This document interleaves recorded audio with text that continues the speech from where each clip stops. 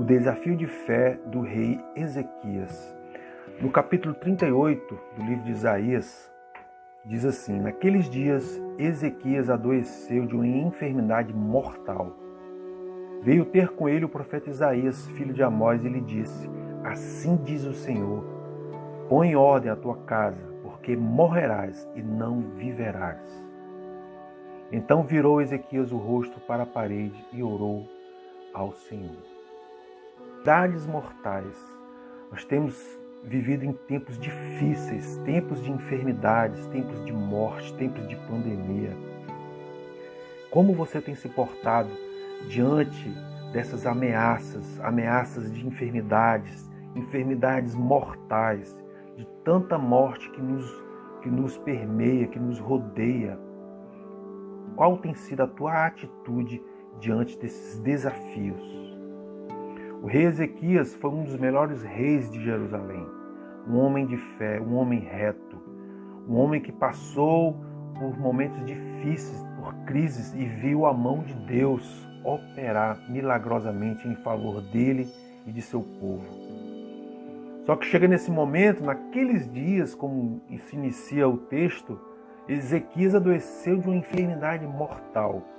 Em primeiro lugar, o primeiro desafio de Ezequias, uma enfermidade mortal. Ele foi acometido com essa enfermidade. Agora, para esse homem que viu Deus, o Deus do livramento, o Deus de batalhas, Deus de guerras, Deus de milagres, operar, Deus poderia muito bem, o livrar, sarar, trazer cura de uma enfermidade, mesmo que essa enfermidade seja mortal. Mas mais do que isso, se apresentou o grande profeta Isaías, o maior profeta daquele momento. O profeta que representava esse Deus Todo-Poderoso de Israel, de Jerusalém. Isaías, filho de Amós. E esse profeta disse para ele: põe em ordem a tua casa, porque morrerás e não viverás. A Bíblia fala, se um profeta falar alguma coisa e não se cumprir, esse profeta é um mentiroso, não é um profeta de Deus.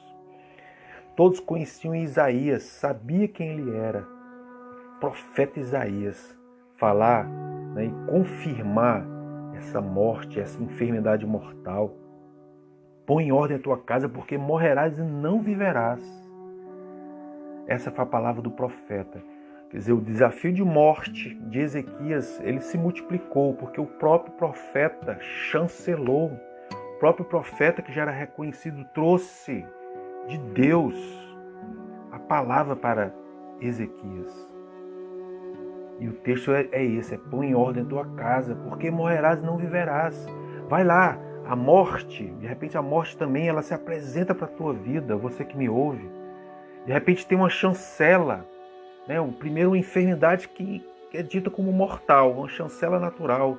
Depois vem uma chancela até dos céus, de um profeta, algo que espiritualmente pode estar te apontando que chegou teu tempo. O profeta Isaías diz para Ezequias: põe em ordem a tua casa, prepara a tua vida. E todos aqueles que são ameaçados ali pela morte, eles começam a repensar suas vidas, repensar seu coração, a sua história diante de Deus e pôr em ordem. Então essa foi a mensagem do profeta Isaías: põe em ordem, te prepara, porque você vai morrer, não vai viver. E esse finalzinho dessa oração, dessa palavra do profeta, morrerás e não viverás, pode ser que Isaías esteja falando do que ele viu já nos Salmos ali de Davi. Salmo 118, 17, tem uma palavra parecida com essa, só que é o contrário, onde Davi, diante da morte, das ameaças, fala: não morrerei, antes viverei. Então, Ezequias poderia conhecer essa palavra e pensar: eu posso ter uma fé, uma atitude como o próprio Davi. Não morrerei, eu viverei. Mas a palavra do profeta foi muito forte, porque você morrerá, não viverá. E qual foi a atitude de Ezequias? Qual tem sido as nossas atitudes com tanta chancela, com tanta certeza, com tantas evidências? A atitude é crer num Deus que está acima das certezas humanas, um Deus que tem autonomia, soberania até de quebrar regras, trabalha até em exceções. Uma morte que é enfermidade mortal, uma morte que é profetizada, é clara. Um Deus que até mesmo que ele mandou o profeta falar, ele pode retroceder e voltar atrás diante da atitude de um homem. Qual foi a atitude de Ezequias? O verso 2 diz: Ezequias virou o rosto para a parede e orou ao Senhor. Imediatamente. Aqui uma atitude foi imediata. Um homem que conhece esse Deus, um homem que passa por um desafio desse, ele não para pensar muito nas lógicas humanas, nas possibilidades que a vida lhe traz. Ele ultrapassa até barreiras, do próprio profeta anunciar. Ele ultrapassou até isso. Ele não quis saber, ele virou o rosto para a parede e orou ao Senhor. Então, meu conselho para você hoje é: não pense muito, seja imediato, vira o teu rosto para a parede.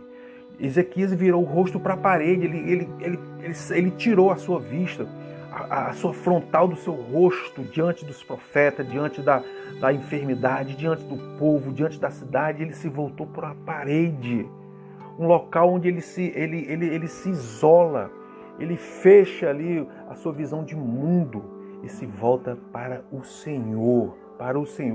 Então vira o teu rosto para a parede, tira a tua visão das possibilidades humanas e se volte para Deus. Essa foi a atitude de Ezequias. Ele se voltou o rosto, se voltou para Deus, ele virou para a parede e orou ao Senhor. A oração de Ezequias continua aqui nos versos 3 e 4, que diz assim: Lembra-te, Senhor, peço, de que andei diante de ti com fidelidade, com inteireza de coração e fiz o que era reto aos teus olhos, e chorou muitíssimo. Olha o que é que Ezequias disse para Deus: Senhor, lembra-te de mim, eu te peço. Eu andei em fidelidade, com inteireza de coração e fiz o que era reto aos teus olhos. Hoje você tem condições de dizer para Deus: Senhor, eu fui fiel, eu tive um coração puro, eu andei, meus atos foram atos de retidão. Deus leva em conta o esforço que você faz, a tua pureza, a tua busca de ser santo diante de Deus, ser puro, homem de Deus, mulher de Deus. E no final ele chorou, e não chorou pouco. O texto diz que ele chorou muitíssimo. Deus, ele se agrada de lágrimas de perseverança, lágrimas de submissão, lágrimas de busca, lágrimas que são colocadas diante de Deus. A Bíblia fala lá em Salmos que Deus recolhe as nossas lágrimas num odre. Então seja fiel a Deus e se quebrante diante dele, se derrame por completo.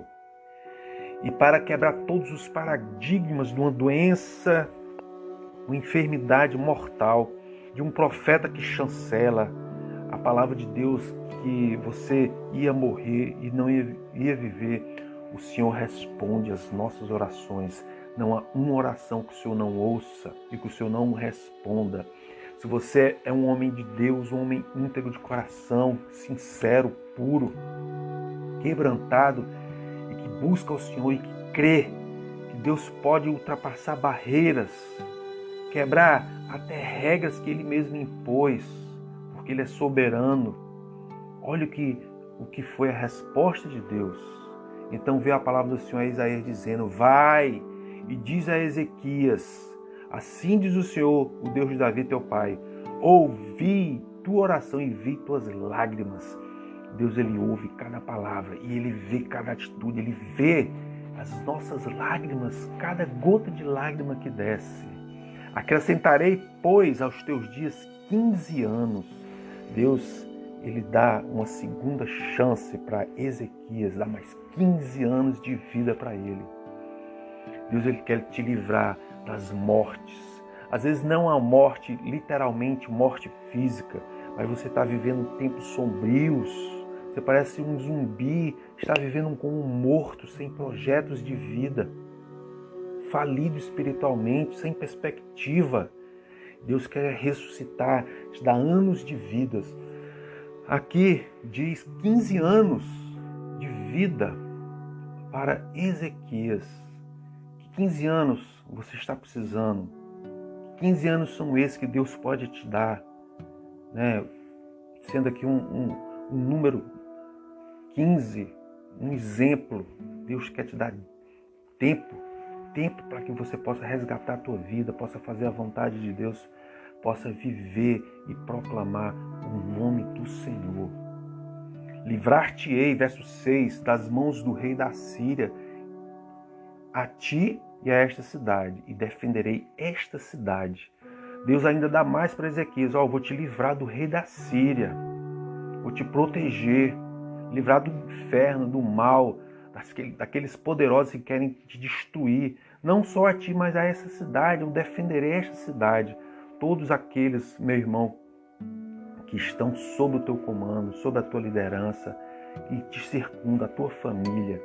Deus, Ele pode ainda dizer, vou te abençoar, vou te livrar dessa doença, vou te livrar do inferno, do diabo, dos teus inimigos, e ainda vou proteger os teus, todo o teu território, a tua fazenda, os teus limites, o teu território, as tuas bordas, as tuas fronteiras, essa cidade, Jerusalém, eu vou proteger. Verso 7, ser-te-á isto da parte do Senhor como um sinal de que o Senhor cumprirá esta palavra que falou. Eis que farei retroceder 10 graus a sombra lançada pelo sol declinante no relógio de Acais.